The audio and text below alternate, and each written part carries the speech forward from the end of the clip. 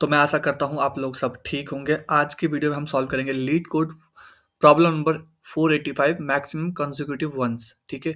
तो सबसे पहले हम क्वेश्चन को अच्छे से समझेंगे, देन जंप करेंगे अपने कोड पार्ट पर। तब तक कोड नहीं करेंगे, ठीक है? अगर आपको क्वेश्चन समझ में नहीं आया तो मैं कहूँगा आप कोड पार्ट पे मत जाना, सबसे पहले क्वेश्चन को समझना, ठीक है? क्वेश्चन कह रहा है given a binary array nums return the maximum number of consecutive ones in array. ये कह रहा है, इस लाइन तक ये कह रहा है यहाँ तक कि आपको दिया है एक एरे जो कि बाइनरी टाइप का है, मतलब और जिसका नाम नम्स है, ठीक है? Given a binary array nums, ये आप देख सकते हो, इसका नाम नम्स है, इसका नाम नम्स है और ये बाइनरी टाइप का है, मतलब इसमें जितने भी इस एरे में जितने भी नंबर होंगे वो सारे बाइनरी होंगे।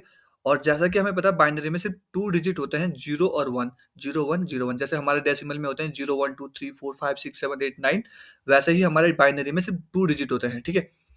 और ये कह रहा है रिटर्न, मतलब मुझे वापस दो, आउटपुट में, मतलब मुझे आउटपुट में दो, मुझे लाकर दो maximum number of consecutive ones in array. इस एरे में लगातार, देखो इसका मतलब होता है मैक्सिमम सबसे ज्यादा बड़ा संख्या, और कंसेक्यूटिव मतलब होता है लगातार कि एक के बाद एक आने वाला। और क्या नंबर चाहिए इसे? वन ही चाहिए इसे, वंस।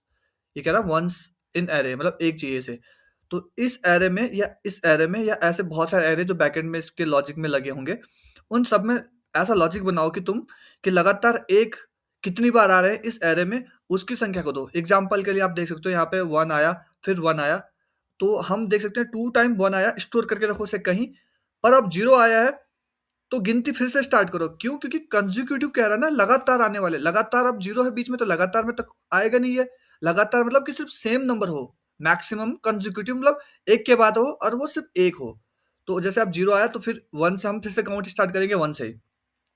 हमारी गिनती स्टार्ट हुई थी 1 से, 1 1, मतलब 2 टाइम 1 मिल गया हमें।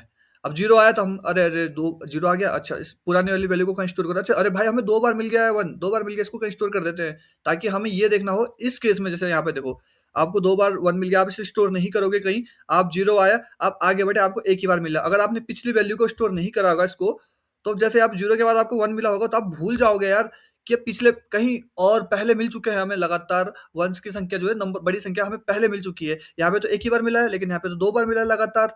तो अगर आप इसको स्टोर नहीं करोगे कहीं पिछले रिजल्ट को, तो दिक्कत आ सकती है आपको आपके आउटपुट में आने में, ठीक है? ठीक है, ऐसे ही यहाँ पे। तो चलिए जंप करते हैं अपने कोड पार्ट पर। सबसे पहले हम क्या करेंगे, काउंट नाम का एक वेरिएबल बनाएंगे जो काउंट करेगा कि नंबर ऑफ वंस कितनी बार हैं, ठीक है? अब एक और वेरिएबल बनाएंगे जो स्टोर करेगा हमारा आंसर को, ठीक है? For int i is equal to 0, i is less than nums dot size i plus plus, ठीक है?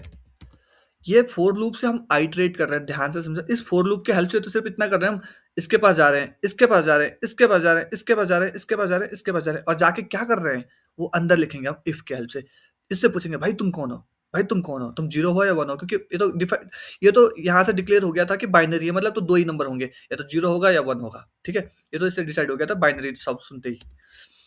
If nums dot I is equal to 1 है, मतलब अगर वो 1 है, मतलब एग्जाम्पल के लिए देखो ये इसके पास गया फोर लूप के हेल्प से, इससे पूछा भाई तुम कौन हो, उसको कंपेयर करेगा यहाँ पे कि यदि ये पहले एग्जाम्पल के लिए हमें पता है कि बाइंड इंडेक्सिंग जो है एरे में 0 से होती है, तो मतलब ये 0 पे होगा, ये 1 पे होगा, ये 2 पे होगा, ये 3 पोजीशन है, 4th पोजीशन, 5th पोजीशन पे होगा। इससे पूछा होगा पहली पोजीशन, इसके 0th पोजीशन से कि भाई इसकी जगह नम्स डॉट आई की जगह अगर पहले हम मान के चले 0 है, यहाँ पे 0 पोजीशन पे क्या है, 1 है, 1 इजिकल टू 1 है, ये क्या है, कंपेरिजन ऑपरेटर है हमारा, ठीक है? तो इजिकल टू 1 है, हाँ भाई बात सच है। अंदर जाएगा और क्या करेगा, काउंट प्लस प्लस, क्योंकि हमें काउंट करना है लगातार 1 कितनी बार है, तो एक बार काउंट कर दिया इसने। अब इसको रिस्टोर भी करेगा। अगर स्टोर नहीं करेगा ना तो दिक्कत आएगी, जो कि मैं नीचे यहाँ पे आप लोगों को समझा चुका हूँ कि अगर वो पिछली वैल्यू को स्टोर नहीं करेगा फिर से 0 आएगा, क्योंकि रीसेट करते हैं ना हम, तो हमें तो फिर से काउंट करना होता है। जैसे यहाँ पे हमने रीसेट नहीं करते, अगर हम यहाँ पे अगर हम सेम चलते 1 1 रीसेट नहीं करते, फिर आगे बढ़ते, फिर 1 एक बार मिला, 1 2 बार मिला, 2 बार, 1 3 बार मिला, 1 4 1 5, तो ये टोटल बताता है 5 टाइम्स है 1। जबकि हमें तो ये बताना है कि कंसेक्यूटिव ऑर्डर, तो हमें जब 0 आए बीच में तो रीसेट कर देना है, लेकिन पिछली वैल्यू को स्टोर नहीं करेंगे। तो यहाँ पे जैसे यहाँ पे देख सकते हो दिक्कत आ सकती है, अगर आप स्टोर नहीं करोगे इसको और 0 के बाद रीसेट कर दोगे और पिछली वैल्यू को आप भूल जाओगे, तो आप बताओगे कि 1 बताओगे आंसर में, जबकि मैक्सिमम कितनी बार है कंसेक्यूटिव ऑर्डर में, 2 टाइम है। इसीलिए हमने यहाँ पे हम एक लॉजिक लगा रहे हैं, आंसर इज इक्वल टू हम बोल रहे हैं मैक्स। मैक्स क्या है, एक इनबिल्ट फंक्शन होता है हमारा जो बन बनाया कोड होता है इसका लॉजिक बैकएंड में पहले से बन चुका है, हमें बस इसको कॉल करना होता है, ठीक है। अब ऐसा नहीं है, आप खुद से भी बना सकते हो उसे, ठीक है। आप चाहो तो मैं इस पे भी वीडियो लेके आ सकता हूँ कि इसको खुद से कैसे बना के सॉल्व करना है, ठीक है। बट हम इतना नहीं करेंगे यहाँ पे काउंट, ठीक है। अब इस पार्ट में फिर से समझाऊंगा इस लाइन को, ध्यान चिंता मत करो, फिर से इस लाइन को मैं आपको समझाऊंगा, ठीक है। अब मैं रिटर्न कर देता हूँ, जरा देखता हूँ मेरा आउटपुट सही आ रहा है कि नहीं। सबसे पहले तो मैं भागूंगा अपने आंसर की ओर कि भाई मैं सही कर रहा हूँ कि नहीं कर रहा हूँ, सॉरी, ठीक है। मैं आपको फिर से समझाऊंगा इस लाइन को, ध्यान से समझना। सबसे पहले देख लेता हूँ कि मैं जो कोड कर रहा हूँ वो कोड सही है कि नहीं है। टेस्ट केस अभी रन हो रहा है, इंटरनेट थोड़ा स्लो है मेरा, इसलिए टाइम लग रहा है इसे सॉल्व होने में।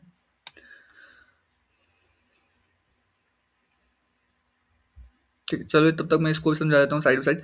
देखो ये बोल रहा है कि आंसर नाम का जो वेरिएबल है ना, मैंने आपको बोला था कि असल में देखो ये एक्सेप्टेड हो गए हैं, दोनों टेस्ट केसेस पास हो चुके हैं, सबमिट करता हूँ। ये बोल रहा है कि भाई जो तुम्हारा, सपोज यहाँ देखो, ये मैक्सिमम वेरिएबल पता क्या करता है, जो अंदर वैल्यू हो ना उन दोनों में से जो बड़ी वैल्यू होता है उसको आंसर में डाल देता है। इस एग्जांपल से समझते हैं, ठीक है। मेरा कोड अभी हो रहा है, सबमिट हो रहा है, इस एग्जांपल से समझता। सबमिट हो गया 100%, आप देख सकते हो ये सबसे बेस्ट ऑप्टिमाइज सोल्यूशन है इसका, देख रहे हो आप, सबसे बेस्ट ऑप्टिमाइज सोल्यूशन है इसका ये, ठीक है। डिस्क्रिप्शन में फिर से जाते हैं। देखो इस केस में यहाँ पे समझो इस लाइन का क्या क्या काम है।